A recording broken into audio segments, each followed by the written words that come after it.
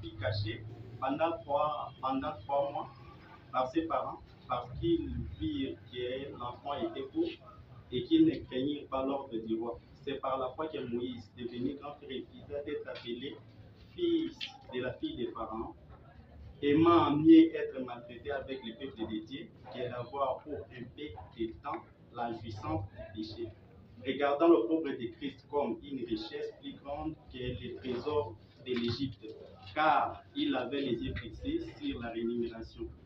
C'est par la foi qu'il quitta l'Égypte sans être effrayé de la colère du roi, car il se montra ferme comme voyant celui qui est invisible. Que le Seigneur ajoute la bénédiction avec nous. Amen. Amen. Je crois que les frères ont complètement épuisé. C'est presque les mêmes choses que j'avais prévu. Mais je crois que la parole, c'est comme les palmiers. C'est comme les noix de palme. Donc, on peut l'utiliser pour beaucoup de choses. Peut-être lui, Asali Moussagama n'a pas ça à Amen. Alors, cet après-midi, j'avais choisi un sujet que j'ai intitulé Regarder à l'invisible ou l'œil de la foi. Amen. En écoutant seulement les sujets, je crois que pas bon à tout dire.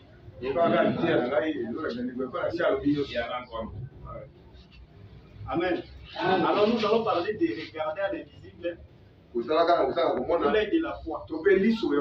Amen. Là où nous venons de dire là, la Bible parle de Moïse. La Bible dit que par la foi, Moïse refusa d'être appelé le fils de la fille des parents. Par la foi. Il refusa les trésors ou la royauté que l'Égypte devait proposer. Et il s'est attaché au peuple de Dieu. Voyant le pauvre de Christ comme un si grand trésor. Puisque la royauté qui devait recevoir de l'Égypte. C'est par la foi qu'il choisit. Amen. Comme madame dit que la foi c'est la révélation. Parce que lorsqu'on a la foi, on a la révélation. Et l'œil de la foi peut parfois voir des choses que l'œil naturel ne peut pas voir. Amen. Parce que comme madame dit, que tout ce que nous voyons aujourd'hui, cela existait à partir de l'invisible. Et tout ce qui est réel, tout ce qui est permanent, tout ce qui est permanent, tout ce qui est éternel, invisible. Et le monde dans lequel nous vivons aujourd'hui peut provenir à partir de l'invisible. Amen. Parce que la Bible dit dans Genèse 1 qu'il n'y avait rien. La terre était informe et vide. Donc il n'y avait rien. Mais à partir de cette invisibilité, Dieu a prononcé la parole et tout ceci est venu à l'existence. Alors tout ce que nous voyons aujourd'hui, comme on a dit que c'est le reflet de l'invisible. Amen. Et c'est par la foi que nous pouvons le voir. Amen. Parce que la foi, comme Frère vient de le dire, donc aujourd'hui, le monde auquel nous vivons, il n'y a que la foi que nous pouvons exploiter. Parce que nous vivons au temps où Dieu a tout accompli. Et a tout fait, comme on a dit. Si Jésus était là aujourd'hui, et on avait un besoin quelconque, et que nous allons lui demander, que nous avons besoin de telle et telle chose, il nous dira qu'il a déjà tout fait. Il avait déjà tout accompli. Mais si nous voulons obtenir cette chose-là, il faut juste croire. Nous parlons et nous croyons ce que nous disons. Et nous verrons que la chose que nous avons besoin va venir. Amen. Donc aujourd'hui, il n'y a que la foi que nous pouvons l'utiliser. Parce que nous pouvons obtenir toute chose qui est à partir de la foi. Amen. Alors lisons ici dans question et réponse du 23 décembre 1959. Frère Branham dit ceci. Bon, maintenant, retenez bien ces points. Voici quelque chose de bon. Si vous êtes prêt à les recevoir, est-ce que vous êtes prêt à les recevoir? Frère Branham dit ceci. Les chrétiens regardent des choses qu'ils ne voient pas avec ses yeux. Voyez, car nous regardons à l'invisible. Voyez, comment regardez-vous cela avec vos yeux intérieurs. Voyez cela par la foi. Et maintenant, voici la preuve. L'armure du chrétien est entièrement composée de qualités invisibles. Amen. Donc l'armure d'un chrétien, il est composé des choses invisibles. Et les choses visibles sont les choses que nous ne pouvons pas voir avec nos yeux naturels. Pour le voir, il faut l'œil de la foi. Pour voir les choses invisibles, il faut la foi. Parce que nos 5 sens, cela nous permet juste d'entrer en contact avec Dieu pendant que nous sommes ici. Mais pour obtenir, pour monter, pour avoir des choses plus haut que ça, il faut le deuxième sens qui est la foi. Alors, la foi est invisible. Et on a dit que c'est ça l'armure des chrétiens.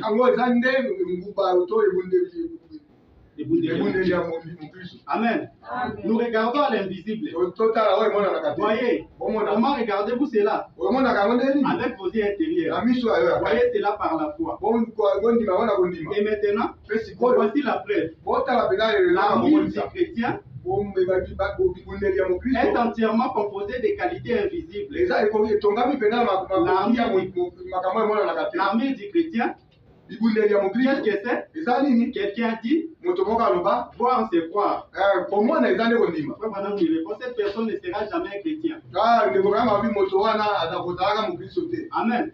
Parce que quand vous voyez quelque chose, ça ce n'est pas la foi. Parce que vous le voyez. Parce que la foi, donc, Frère Branham le définit. Il dit que c'est la démonstration de ce qu'on ne voit pas. Cela est invisible, mais vous sentez que vous avez cela. Frère Branham dit que vous pouvez dire que j'aime quelqu'un, que j'aime cette personne. Alors prouve-nous que tu aimes cette personne. Vous ne pouvez pas prouver. Mais vous savez que l'amour existe. Alors l'amour est invisible. Et c'est ça l'armure des chrétiens. Et Frère Branham dit aussi que la plus grande arme que Dieu avait utilisée pour sauver le monde entier, l'humanité, c'était l'amour. Parce que la Bible dit que car Dieu a tant aimé le monde, il a donné son fils unique. Donc le poids du péché qui pesait sur nous, Dieu l'a vécu au travers de l'amour. Lorsqu'il parlait de Napoléon, quand Frère Branham racontait l'histoire de Napoléon, il a dit que Napoléon avait eu du succès. Mais son succès n'avait pas demeuré longtemps. Parce qu'il n'avait pas vaincu cela par amour. Amen. Donc la victoire qui dure éternellement, c'est la victoire qu'on vainc par l'amour. Amen. L'armure d'un chrétien, qu'est-ce que c'est? Quelqu'un dit voir, c'est quoi? Cette personne ne sera jamais chrétien. Parce que l'armure du chrétien est composée de ceci. L'amour. Vous avez déjà vu cela? Vous l'avez vu en action. Mais vous n'avez jamais vu l'amour. Si vous le pouvez, retirez la partie amour. Il dit, retirez la partie amour de vous et montrez-le-moi. À quoi ça ressemble?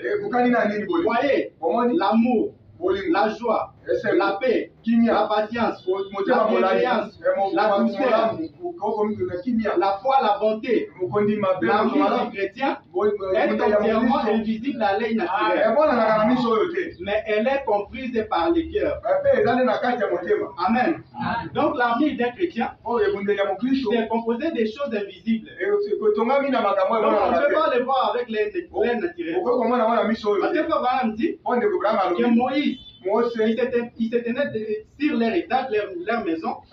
Il dit que Pharaon s'il pouvait se tenir là. Lorsqu'il regardait les enfants d'Israël, pour lui c'était des esclaves.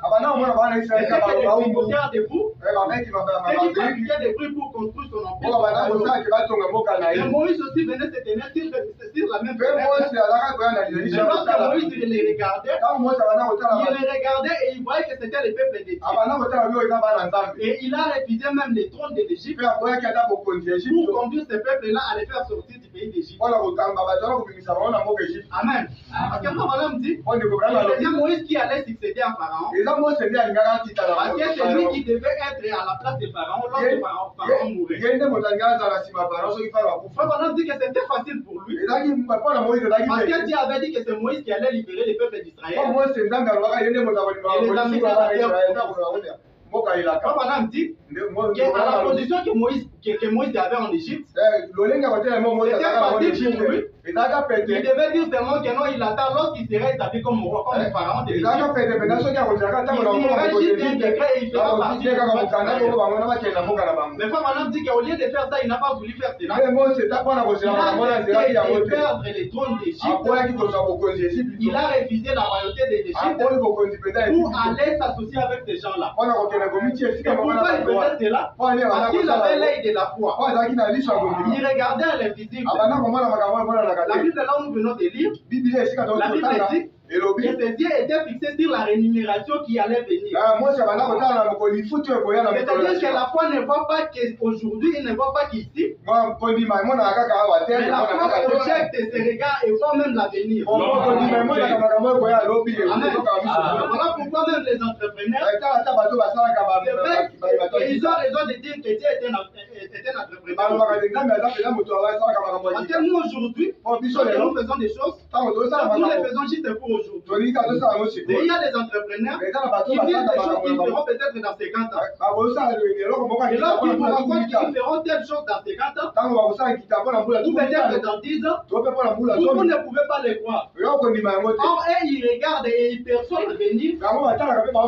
Et ils disent des choses, ils croient à ces choses-là. Et vous allez voir qu'après des années, ils vont réaliser ce qu'ils ont dit aujourd'hui. Donc la foi voit l'avenir. Et la foi voit ce que l'œil naturel ne peut pas voir. Amen. Et ce n'est que par la foi que nous pouvons aussi changer notre vie. Comme frère Akon vient de le dire aussi. Quand Dieu a créé le monde, pendant 6 jours, il a dit que tout ce qu'il avait créé était bon. Le dit que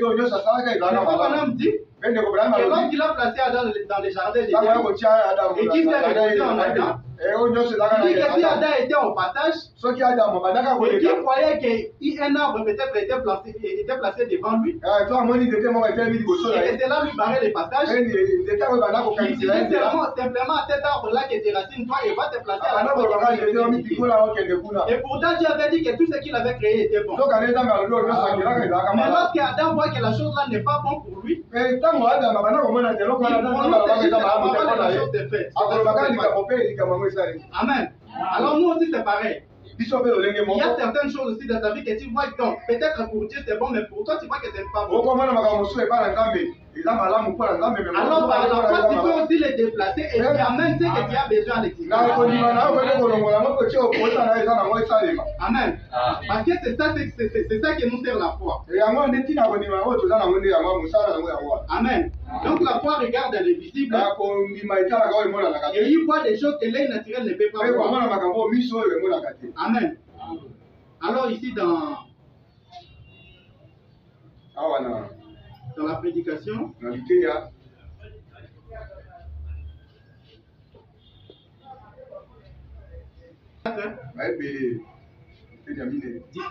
septembre 1957, Madame dit ceci, au paragraphe 39. Il dit voyons Moïse. Voyons Moïse sur le plan physique, il faisait une bêtise. Quand il a essayé de délivrer les enfants, par la parole de Dieu, les enfants d'Israël par la parole de Dieu, on menait un groupe de gens dans les déserts. Alors qu'il avait Voyons, il était héritier de tout ce qui leur appartenait. Il avait les décisions sur toute l'armée du monde. Il avait les décisions sur toute l'armée du monde entier. Voilà, il était un grand général militaire. Prochaine étape, il allait devenir roi.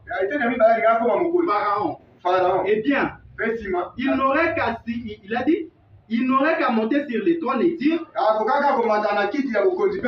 très bien, enfant, retournez chez vous. Avec ça, c'était réglé. Amen.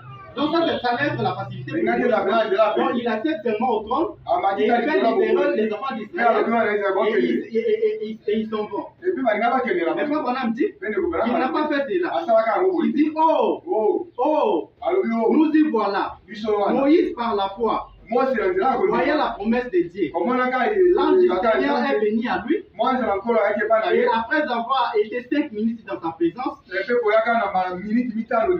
dans la présence de cet ange, il en avait plus sur Dieu qu'il n'en avait appris 40 ans avec les enseignements de l'Égypte. Il savait qu'il existait. Il a vu les surnaturels. Amen. Alors lorsque Dieu a rencontré Moïse, c'est avant que Moïse est revenu en Égypte. Lorsqu'il est revenu en Égypte, avec l'expérience qu'il a acquis à partir de Dieu, on a dit qu'il avait seulement 5 minutes avec Dieu. Et il avait appris beaucoup de choses que pendant 40 ans qu'il était en apprentissage en Égypte. Et tout ça, il le faisait parce qu'il avait la foi.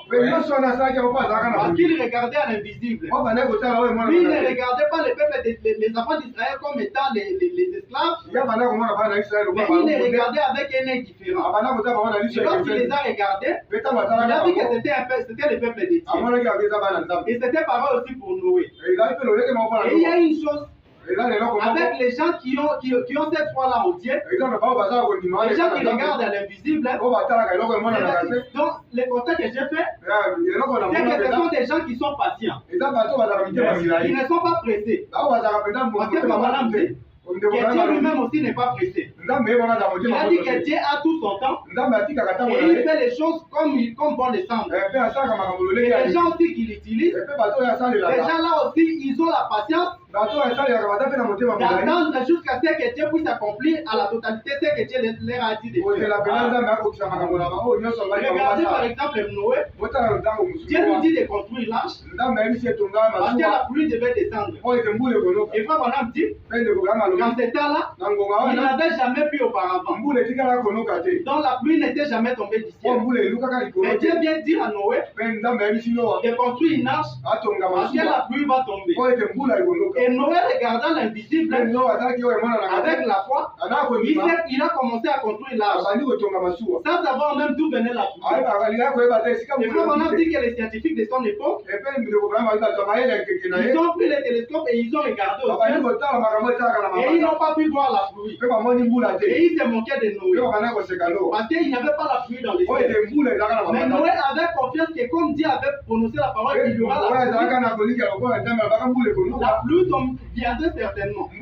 Et il s'est mis à construire l'arche. Et la pluie est descendue après 100 ans. Donc il était patient. Il a fini de moquerie. Et il avait tenu ferme parce qu'il regardait à l'invisible.